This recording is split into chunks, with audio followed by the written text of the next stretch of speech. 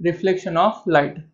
जो लाईट सुरुवातीला initial stage मध्ये एका स्ट्रेट वे मध्ये जात असेल, पुढे जाऊन जर त्याला त्याच्या रस्त्यामध्ये एक प्लेन लागला तर त्या प्लेनला टच होऊन त्याची डायरेक्शन चेंज होते आणि तो रिव्हर्स येतो, त्या टाईपच्या फिनॉमिनाला म्हणतो आपण reflection of light.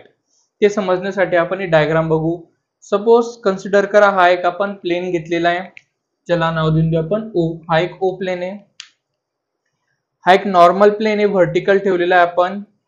A point पासून आपण बी पॉइंट वर एक रे सेंड केलेला आहे, याला म्हणू आपण इन्सिडंट रे. जो स्टार्टिंगचा रेज होता हा होता पॉइंट ऑफ इन्सिडन्स. हा जो बी आहे याला म्हणू आपण पॉइंट ऑफ इन्सिडन्स.